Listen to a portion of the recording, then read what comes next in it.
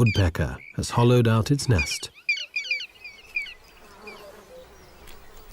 The honey buzzards have only hatched a single chick, but it's rapacious. But the woodpeckers have a far noisier and larger family to feed.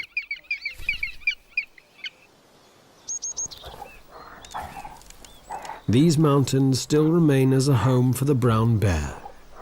It's late in autumn and this bear is putting on as much fat as possible before finding a cave to hibernate in and survive the harsh winter of the Balkans.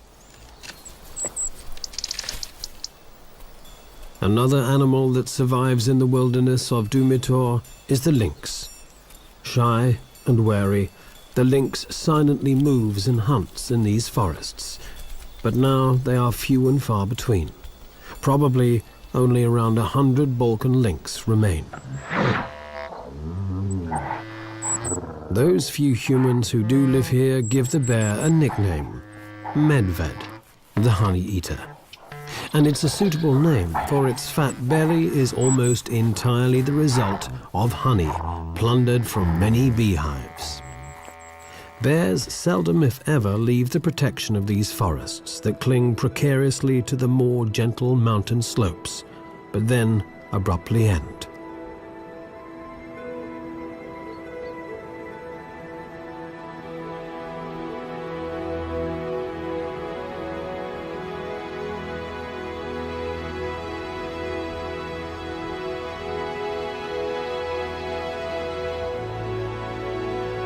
The gorges and chasms that cut into the Dumitor Mountains are the deepest in the Balkans. There are no natural access routes down into them, even for bears. These deep gorges remain pristine.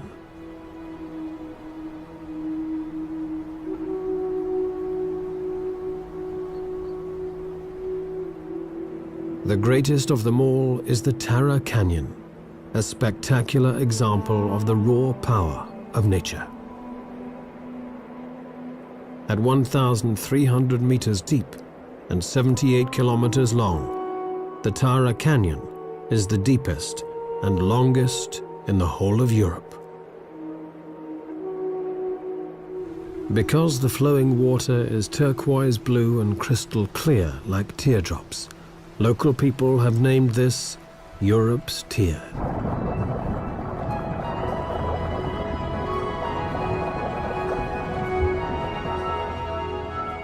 Swimmers like the European otter are able to get to the bottom of the canyon.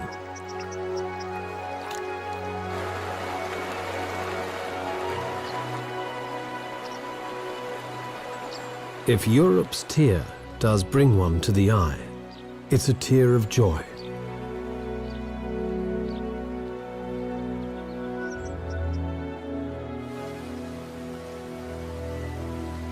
Dumitor's status as a national park has given the canyon protection.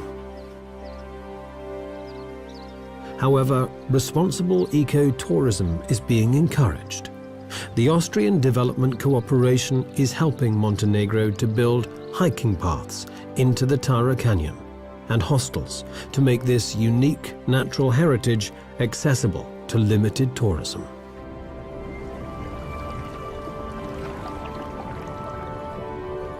Once in the water, the European otter is in its element. With a streamlined body, the otter swims effortlessly through the river while it hunts its prey, often river trout.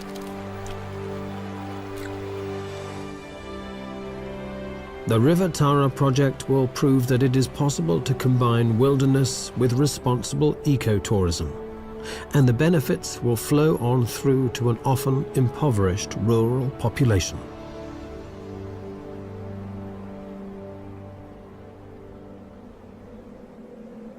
Over 1,000 meters above the Tara Canyon lies an almost barren landscape.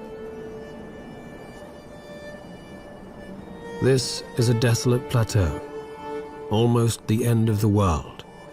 Bleak, lonely, and seemingly deserted, but only at first glance.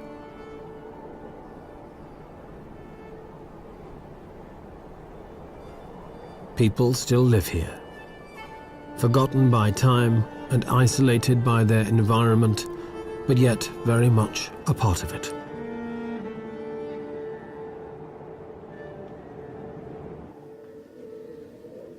Stana Tserovich is one of the last Virginias, women who remain to do the hard work of the men, who left long ago in search of casual labor.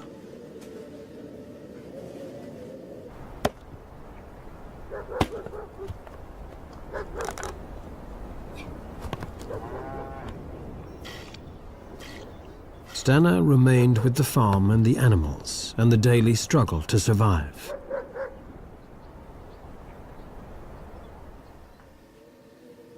Her weather-beaten face has seen many winters and is deeply creased, almost like the Dumitor Massif itself. One village after another has been abandoned, she complains. The neighbors are moving away. Now the fire is burning in only one of 3 houses.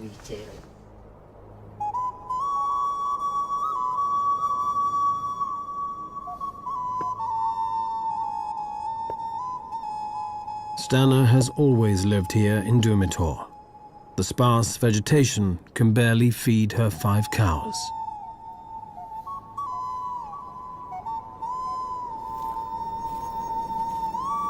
Everywhere she goes, she always carries a weapon. But just who gave her the old rifle remains her secret. And why does she carry it? To keep the wolves at bay. There are only a few people left around here, she says, and then adds, it is difficult to live up here. She keeps a wary eye on her surroundings. Experience has made her vigilant.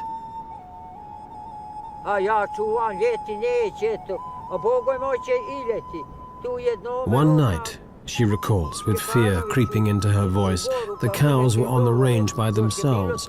Suddenly the wolves attacked and killed a calf.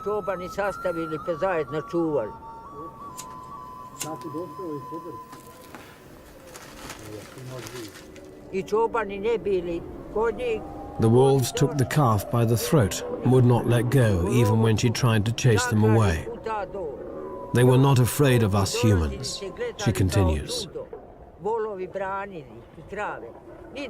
The older cows tried to protect the calf, but the wolves simply tore it apart until there was nothing but blood and a few bones.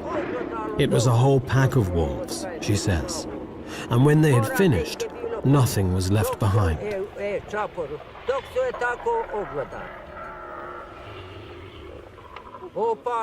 Stana is certain that wolves out hunting are dangerous. If they are really hungry, they will even attack human beings, she believes, although she admits that she has yet to see one do so. After all, one hungry man will also attack another. And of one thing she is absolutely convinced. If you run into a wolf in the snow, all on your own, and it is hungry, it will tear you into pieces, just like that. Although there has never been a single record of a wolf ever attacking a human here, when people are frightened, they will weave stories around those fears, and it's too easy to turn wolves into murdering beasts. To the north of Dumitor's jagged and solitary peaks lies a different world, near where the Danube and Drava meet. It is the river plain of Kopachki Rit.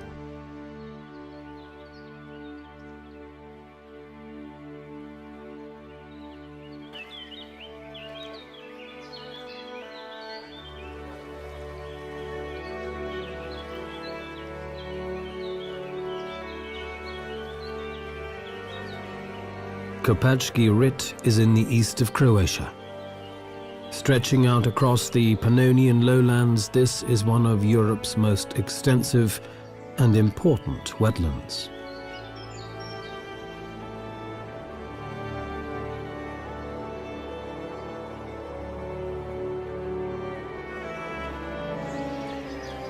This is where one of the largest and oldest river forests to be found anywhere along the Danube grows.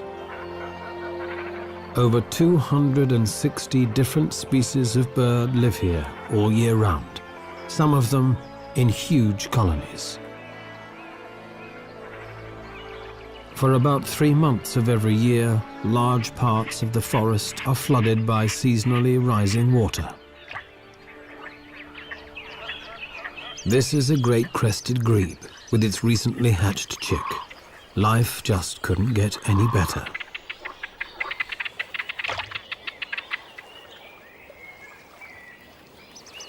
While sitting comfortably and securely on the back of one parent, the other feeds it a small fish. But against its wishes, the chick has to take a swim now and again.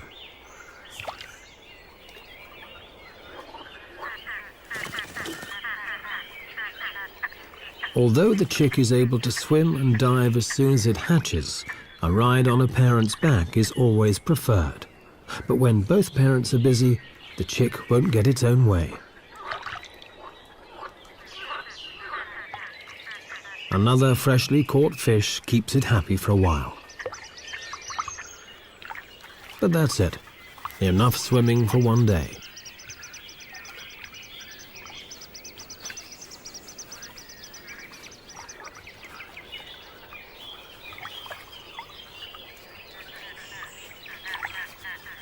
Persistence will always win in the end. At last, the chick can snuggle down between its mother's wings once again. For the moment, Kopachki Rit seems like paradise. But danger still lurks, though. For once, this was a war zone. During the Croatian War in 1991, the front line went straight through this area. Large tracts of the wetlands were mined. Most of the mines have now been cleared, but some were never found, and they can be moved by the floodwaters from place to place. A zone declared safe today could be... It's a paradox of war. Keep people out, and nature returns. The Kopachki Rit forests were once a hunting ground for the Habsburgs, and then later for high-ranking Yugoslav politicians. Since the mines were laid, the hunters have stayed out.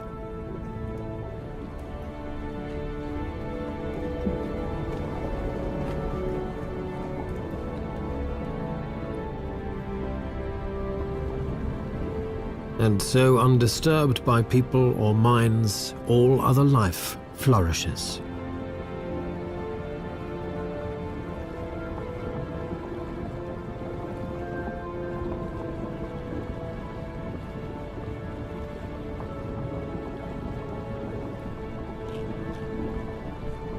There are over 40 species of fish in these wetlands, and their abundance helps maintain the densest population of white-tailed eagles anywhere in the Balkans.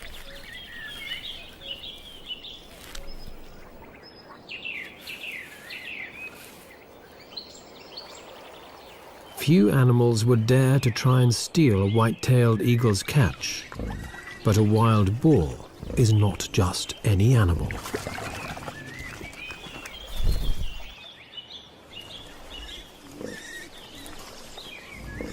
If anyone is brave enough or foolish enough to wander into Kopachki Rit despite the risk of the mines, they'd be wise to follow the boars. With a sense of smell so well developed that a boar can find even the smallest of buried truffles, strange-smelling mines are no problem to avoid. And in fact, the trails and clearings used by the wild boars are reliably mine-free.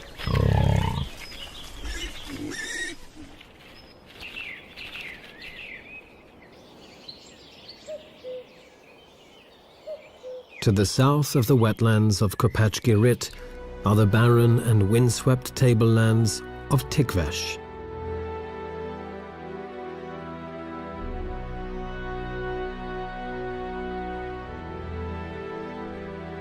This is Macedonia, and Tikvesh is now the Balkans' last stronghold for vultures.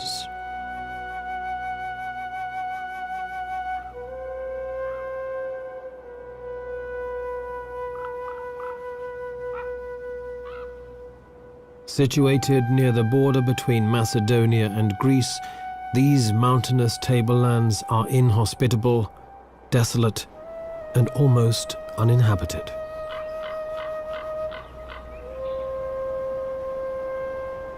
Clouds move ominously across a landscape stretching to infinity, where the boundary between sky and earth becomes blurred.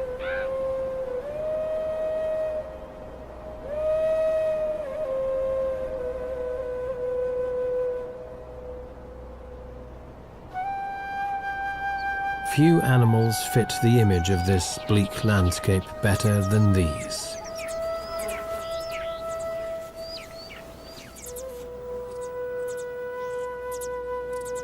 Griffon vultures in particular like to live in these rocky mountains, where the thermal updrafts can carry them up high with little effort.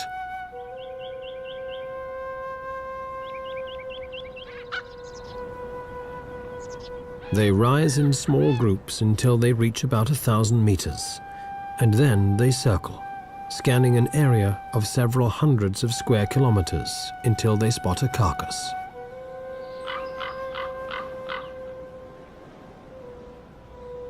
Griffon vultures normally live in large breeding colonies, building their nests on steep rock faces.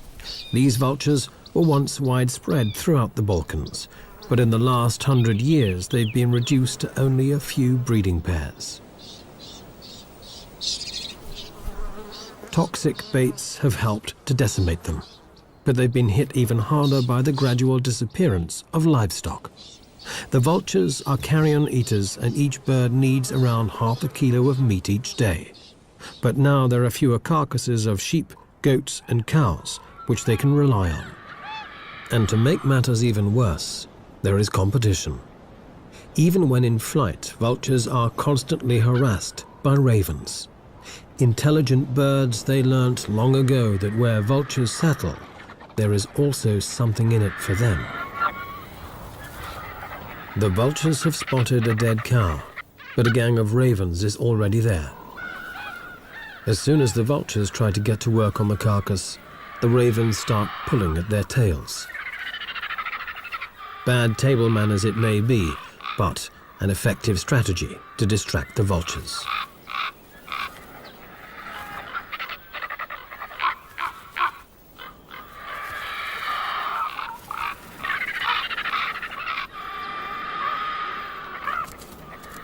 And then to make matters worse, a wolf turns up.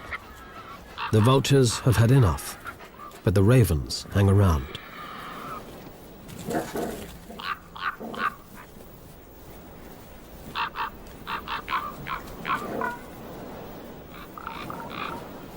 And even the wolf has trouble getting rid of them.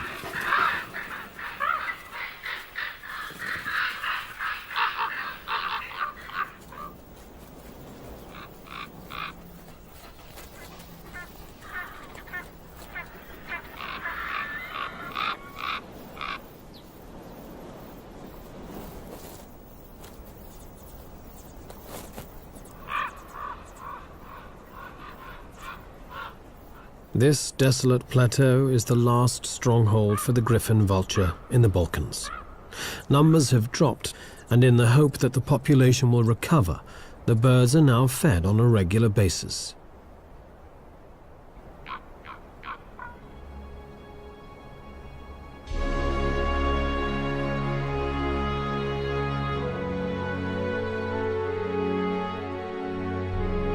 This is Skadarsko Jezero, or Skadar Lake.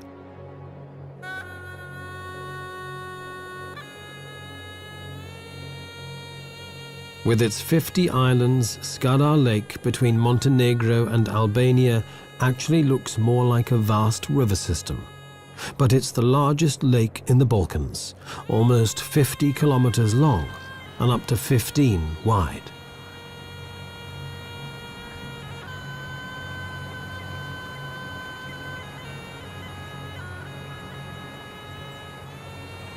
Depending on the season, water levels can fluctuate by up to 5 meters.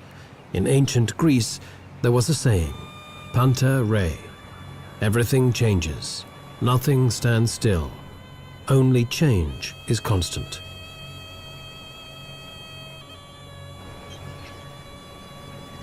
Ruins of monasteries and fortresses stand on many of the islands, a reminder of the lake's strategic importance during the conflict with the Ottoman Empire. Some of the islands are actually just hills, but only connected to the mainland during a very dry summer. In the lake's northwest, on one of these hills, stands the fortified monastery of Kom, built in the 15th century. A monk of the Orthodox Church lives here alone, giving up his days to his faith and his belief in a better world through prayer.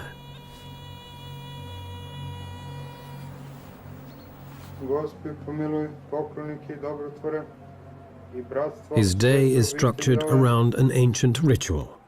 The liturgies of the hours, 8 of them every day.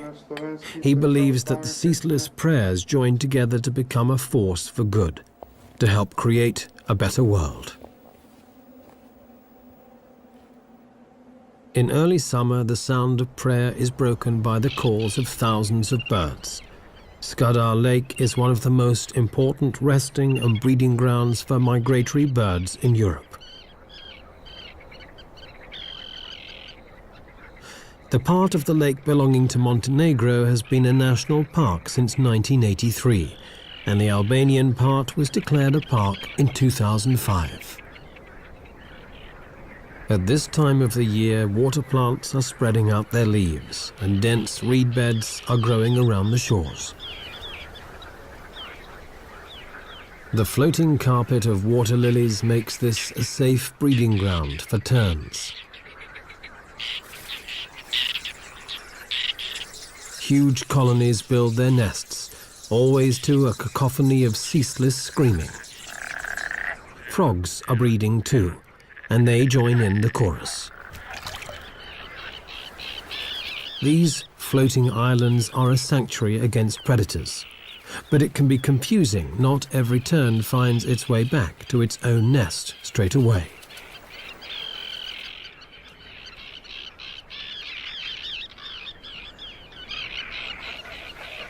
Larger waterfowl prefer to build their nests in the reed beds that fringe the lake, while thousands of cormorants use dead trees for their nests. Watching young cormorants feed is a salutary lesson. The youngsters poke their heads far into their parents' gullet in their haste to get their regurgitated fish. It's a miracle that they don't puncture their parents' throats. Other species breed in mixed colonies, like the elegant little egret and the spoonbill. Beneath them, a black-crowned night heron stalks amidst the reeds, while a squacco heron settles down to brood. Collective breeding is a strategy which gives a greater degree of security for all, as there are many vigilant eyes on the lookout for nest robbers, and the chicks are well hidden between the reeds. Skadar Lake at the west of the Balkans is a paradise for birds, even if there are no elves. On the eastern borders, there is a vastly different land, one with a mosaic of colorful fields, some planted, some not. This region is called Dobruča, with its steppe grasslands in the northeastern tip of the Balkan Peninsula, between the Danube and the Black Sea. Only a few subsistence farmers live here. Fertile fields and fallow ground lie side by side, making the country resemble a quilt. Fertility and barrenness alongside each other. In May, the wild poppies and cornflowers sprinkle the cornfields with vivid colors. They thrive because here the farmers use little fertilizer and never spray their fields with pesticides. The plough is still horse-drawn, as it has been for centuries. In Dobrucha, many ethnic people, Bulgarians, Romanians, Russians, Tatars, and Armenians live side by side.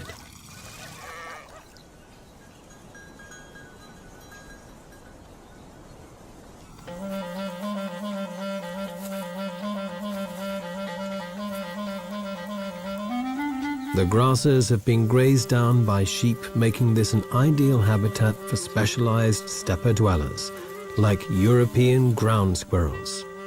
In daylight, these small rodents leave their tunnel systems to come to the surface and search for roots, tubers, and insects. Dokaru are some, and for owners, so the trees of Brucha are here. With the dokaru and the ground squirrel are well camouflaged, as they may still almost impossible to spot a grass. The European bee-eater is the exact opposite. These gaudy cave breeders flaunt themselves with their colorful plumage. Whether flamboyant and colorful like the bee-eater, or drab and inconspicuous like the curlew and squirrel, they all have something in common. They all require the same habitat: fallow, uncultivated land. Bee-eaters dig their nests into vertical cliff faces, but now so many riverbanks are reinforced, the birds must use gravel pits or abandoned agricultural land instead. But it's no great loss, since the bees and wasps the birds catch in flight are found all over the place.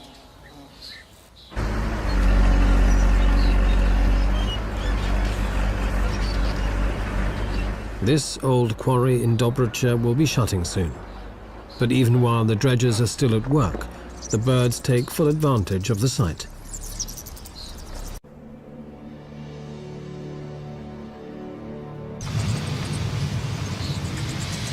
And this year they are joined by thousands of rosy starlings, which suddenly appear and also move into the quarry. This is fairly unusual, for rosy starlings come from India. They spend the winter on the subcontinent, then in summer they normally migrate to the Mongolian and Kazakh steppes. But this year, some traveled west, probably following insect swarms until they ended up in the Balkans, in this stone quarry in Dobrucha.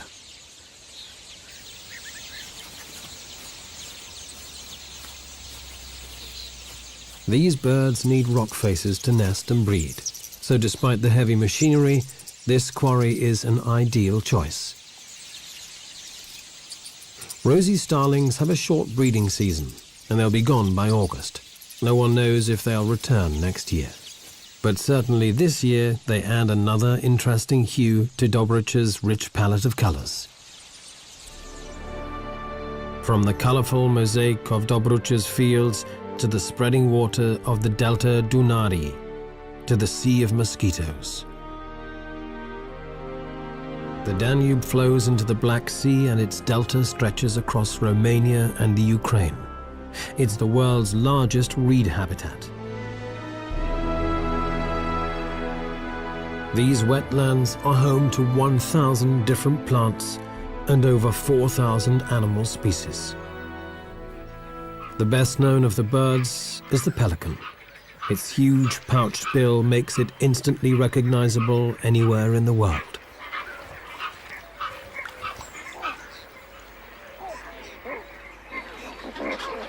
Hidden amidst this maze of water channels with their forests and reed beds are enormous breeding colonies of pelicans, some containing hundreds of pairs.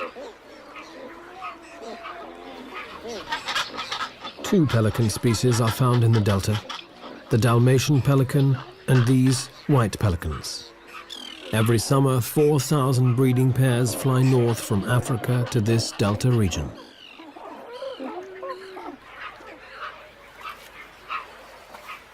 Pelican nests are untidy, and chicks depend on their parents for 14 weeks, a long time for a bird.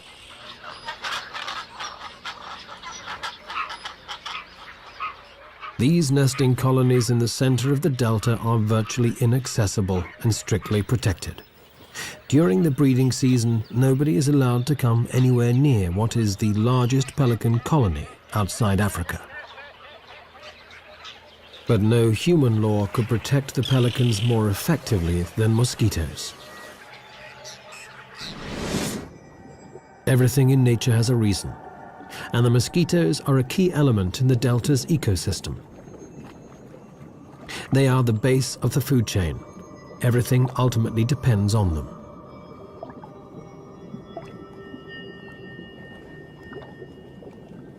The biomass of mosquitoes in the Danube Delta is quite awe-inspiring. It's greater than that of all the other animals put together. It's the very foundation on which all other life in the Delta is built.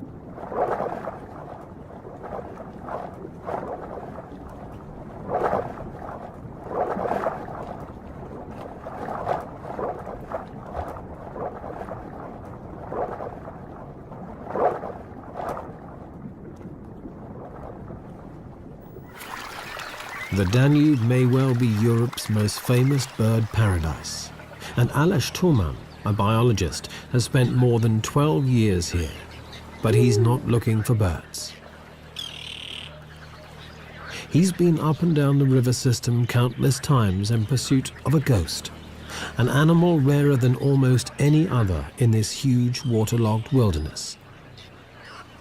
Finding it is never easy, especially when there is water on all sides.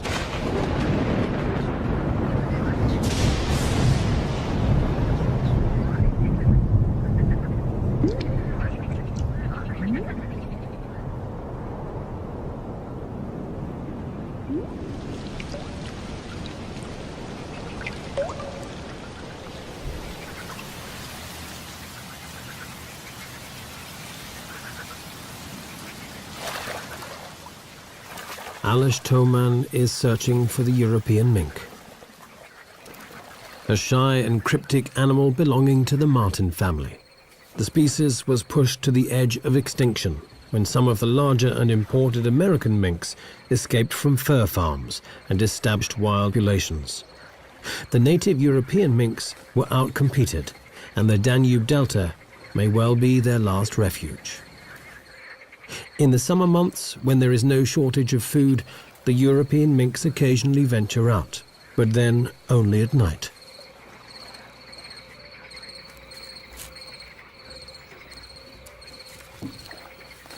Caught briefly in the spotlight, this animal could be a mink. But was it a European mink, or just a marten?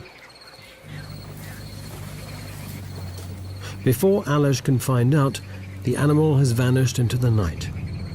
This happens so frequently that it calls for a radical change in tactics. To study the Delta's mink population, Aleš must first catch some. But this is almost impossible, at least in summer.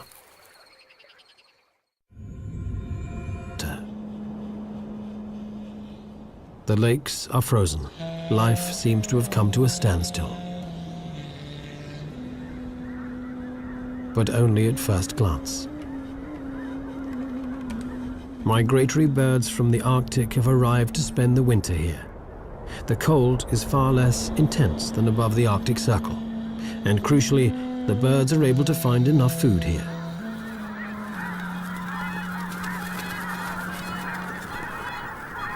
Whooper swans from northern Europe flock together in huge numbers.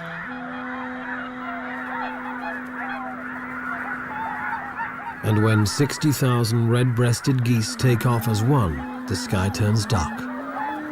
Almost the entire world's population of red-breasted geese migrate every year from Siberia to here.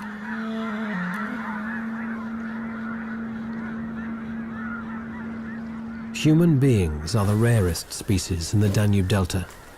This is the least densely populated region in Europe. Tourists only come in spring and summer, and UNESCO has declared the entire area a biosphere reserve. For the few permanent human residents, winter is harvest time. Fish and reeds earn them a modest income.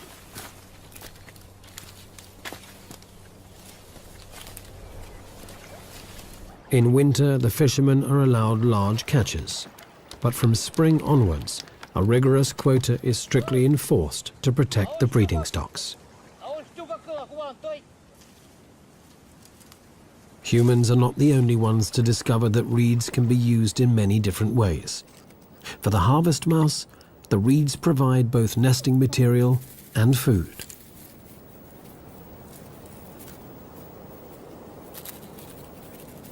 These tiny rodents are about 5 centimeters long and barely weigh 10 grams. But it's an ideal size when you have to move up, down, and across reed stalks all day long.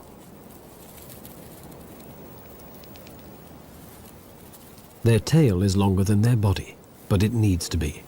As the mice move back and forth across the shaky and unstable stalks, they often need a safety rope.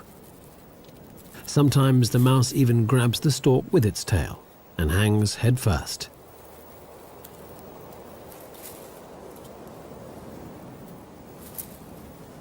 Cute as they may be, harvest mice have many predators: birds of prey, foxes, snakes, even fish. And the shy and cryptic European minks also have them on their menu.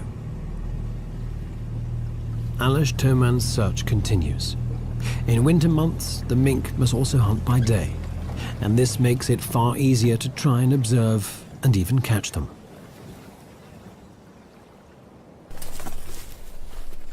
The biologists have changed their tactics.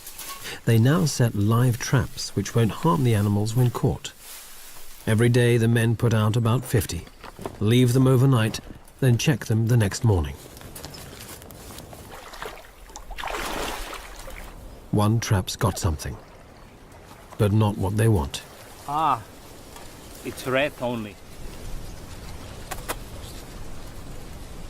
Next time. Okay.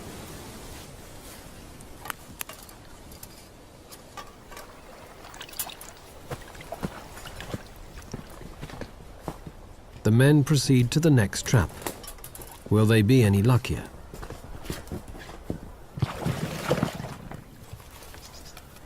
No. Another dud.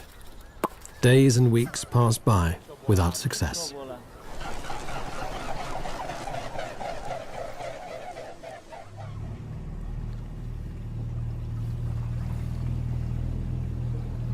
Another day, another try. Not many traps left to check now. Hopefully, no more rats.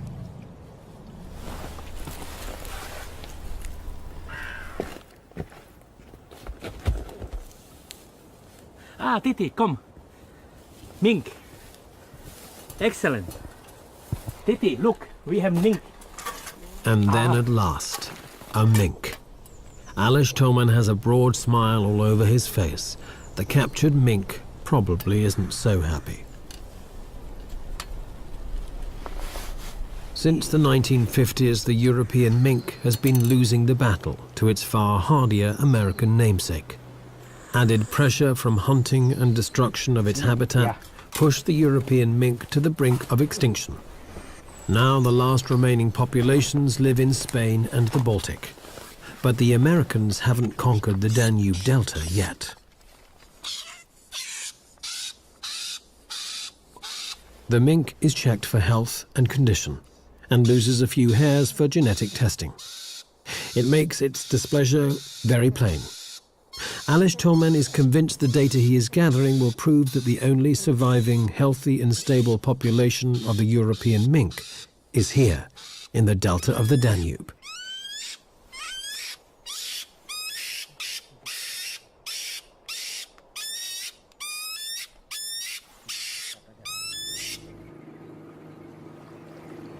All in all, it was a good day.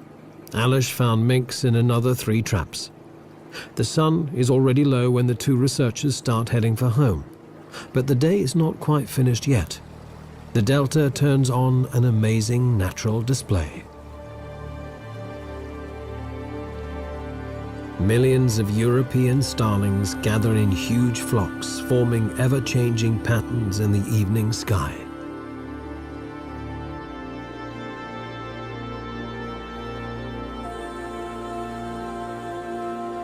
The flock hangs in the air like a swarm of midges, then shifts and changes.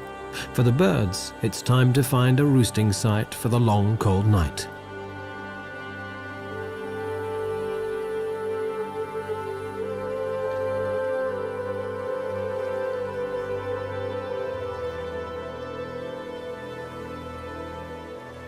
Starlings are masters of coordination in the air.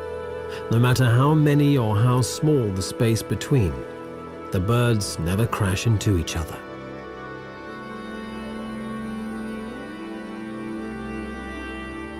One minute they look like smoke, then without any effort they change into some pulsating superorganism, as if from another world.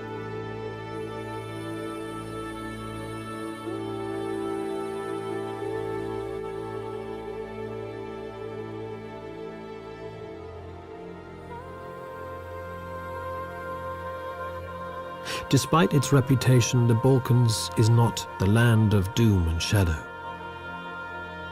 Instead, it is a magical and beautiful place, always changing, just like the flocks of starlings in the evening sky.